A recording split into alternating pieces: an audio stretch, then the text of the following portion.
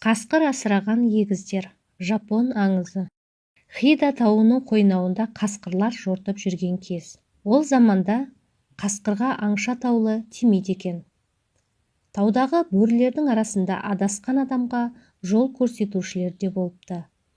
Анасынан айырылған сәбиді емізіп бағатын қасқырлар да бар дейді. Сондай таулы ауылдың бірінде баласы жоқ ерлі-зайыпты өмір сүріпті. Екеуі таудағы алып ағаштың түбіне барып, таудың піріне сыйынып бала тілепті. Тілектері қабыл болып, егіз қыз дүниеге келеді. Бірақ әйел босана салысымен көз жұмады. Асыраушысынан айырылған қос сәби іңгәлауын қоймапты. Әкесі қос бөбекті көтеріп, таудағы алып ағашқа барады. Қараса, ағаштың түбінде қасқыр жатыр екен. О, көкбөрі, дейді сәбилердің әкесі. Мына екі нәрестені де бауырыңа баса көр. Екеуін емізіп бақ. Өскен соң бөлтіріңе әйел қып әпер. Ал саған табыс еттім, қош деп, адам қос сәбиді қасқырдың бауырына салады да өзі кері қайтады. Бұл жай қасқыр емес, талай жетімді асыраған қасиетті бөрі болатын. Таудың пірі рақым қылды, деп тәубе етеді әлгі кісі.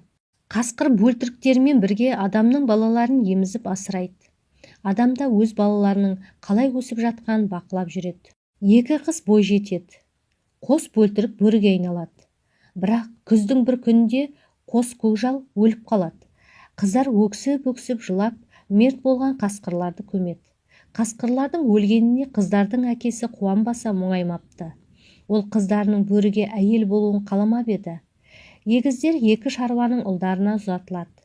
Олар келін болған күннен бастап күйеулердің өңі бозарып, күннен күнге жүдей береді. Жігіттің бірінің әкесі баласынан соншалықты арықтауының себебін сұрағанда, ол былай депті. Түнде әйелімнің бас жағында алып қасқыр отырады. Маған отты көздерін қадап дәп бір атылып келіп, мені талайтындай сұс көрсетеді. Ұйқыдан да күлкіден де айырылдым. Екінші қыздың күйеуінен де оның неліктен жүдеп кеткенін сұрағанда, ол да дәл осындай жауап беріпті.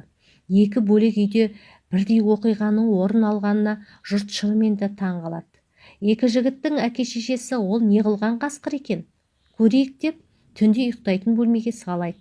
Бірақ бөрінің рухы күйеу жігіттен басқа ешкімнің көзіне көрінбепті.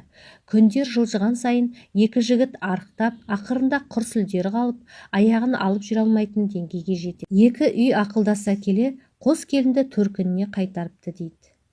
Аударған Шарафат Жылқыбаева.